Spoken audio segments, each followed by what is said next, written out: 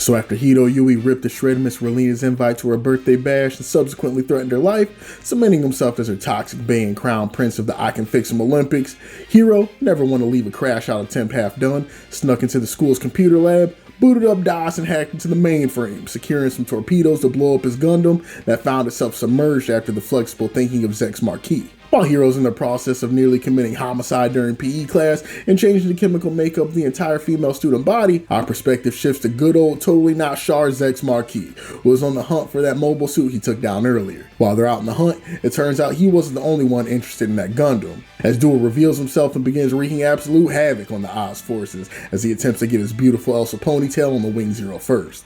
This is when we get a brief glimpse into the happenings of the rest of the Gundam 5, with Troll putting in his application to the circus by bitching out a lion and proving he's mentally unstable enough to chill with the rest of the carnies. Our boy Catra is sitting in the dining room, little booties kicked up in the air, watching the flamingos two-step on Sandrock, while Chang Wu Fei cashes in some of his bitcoins to buy uranium on the deep web. Our perspective heads back to the school where Relina's Snow Bunny mind control within Heero's Riz domain is about 98% complete, as she leaves her own mansion birthday party to go hang out with Heero while he does war crimes. As we return to Wing Zero, Duo's still putting up wilt numbers on the Alliance forces and manages to stop Wing Zero shortly before it can boom itself. Duo then alley-oops the bad boy in his shoulders, with plans on pawning that thing off so he could buy enough black Converses and chokers to fill a disturbed concert before he's stopped by the commotion up top.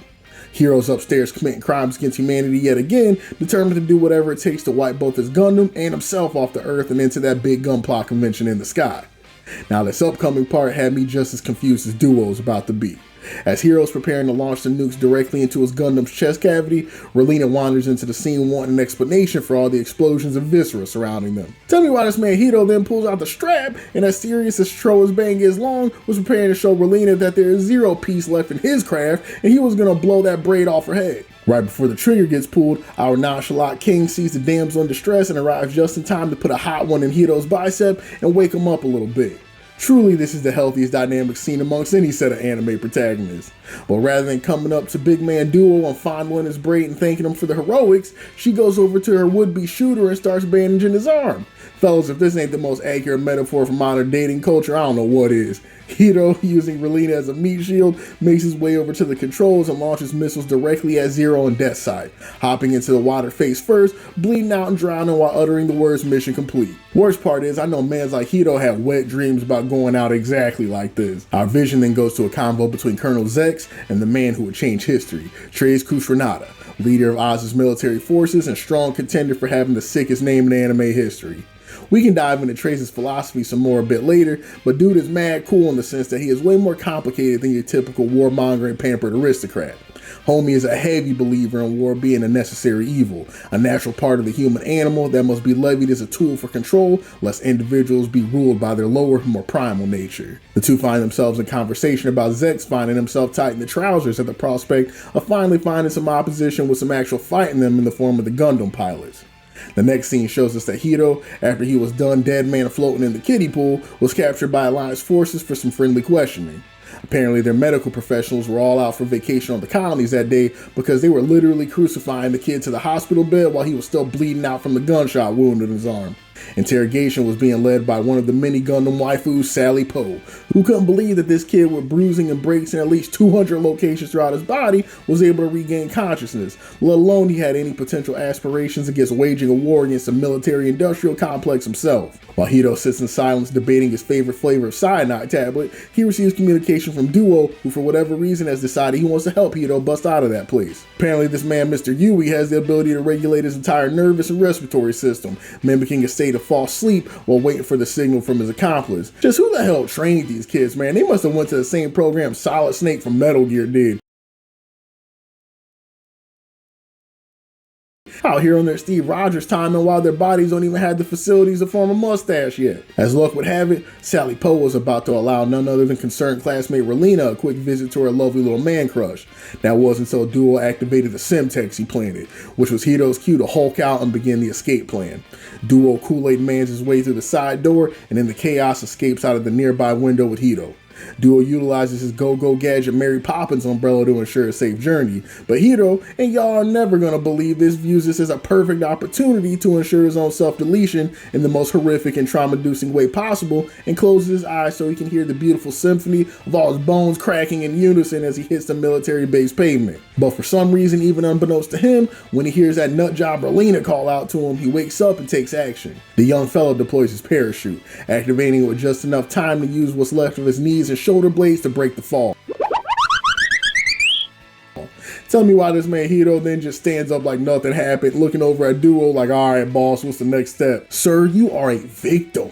You're a victim. This fella is a walking compound fracture. Then he wants to stand up Aura farming with the sun behind him like he isn't one strong breeze away from all his bones turning into dust like they got Thanos snap.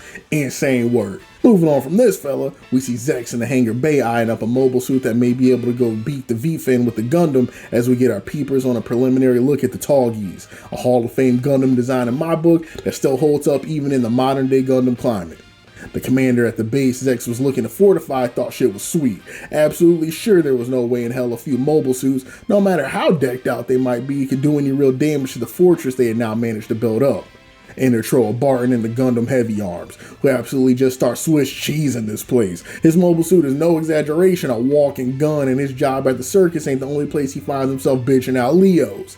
Unfortunately, he forgot his unlimited ammo bandana at home, so towards the end of the fight, he's forced to pull out the pocket knife and get up close and personal. For a moment, things look bad for our heroic maniac, but he's saved just in time by the cultural appropriation kingpin Catra, who hits the scene with his unit to help finish off the job. Sean might be sacking him to crash out polls with Heero though, so you know he couldn't just take the help without some drama, squaring up with Catra as the two stand off in a test of strength straight out of a WWE match, until Mr. Rababa assures him that he has no quarrel and feels like they'd be better served jamming to the new Incubus album than trying to rip each other's well-moisturized faces off. As Shro and Catra regale one another about their favorite episodes of Boku no Pico, our vision shifts to Duo and Heero, where the former has recovered their suit from the underwater coffins, while Heero is over here manually setting his bones back in place following his cliffside excursion, further cementing the fact that this guy is not someone you want within 50 feet of your daughter, or maybe just humanity in general. And it's in this leg of the story we're introduced to the second member of my harem, Lieutenant Lucrezia Noin. Noin came up as a cadet around the same time as a Lightning Count Zex Marquis, and through her own progress has found herself the head of the training facility they both called their stomping grounds once upon a time. One thing I really mess with the Gundam series is its treatment of its female characters. Gundam as a whole has some of the most badass and competent ladies in all of anime. It's sad that I even gotta make a point about this, but in a world where most ladies in animation, and especially those in shonen, can be cast off as pure objects of fan service or to move the storyline along, it's mad cool seeing depictions of women in the medium be so complex and equally as cool as the fellas. Sally, Noin, and Relina, even in these early sections of Wing, are all depicted as intelligent, thoughtful characters with more going on beneath the surface, and watching their characters develop as the series moves is a testament to Wing's prioritizing and respect for the female audience in a variety of ways throughout the franchise, not just with Hito's dark triad swag or Wu-Fei's hairline. And speaking of Chang Wu-Fei, he and Noin to quite the interaction coming up that gives a whole lot of insight to our boy and the personal demons he's fighting off, but we'll save that revelation for another day. Appreciate y'all homies for tuning in for some more Gundam Wing action. On this rewatch, I've really come to appreciate how cerebral the show is, and how it doesn't pull any punches with the politics or dialogue just because it's a show aimed at a younger demographic. Wing can be legitimately hard to follow at times with all the political organizations to keep track of, all interacting at once, the prevalent side switches along with the heady morality and philosophies of the major players, all working to exert their influence over the story and the way they feel the world should be.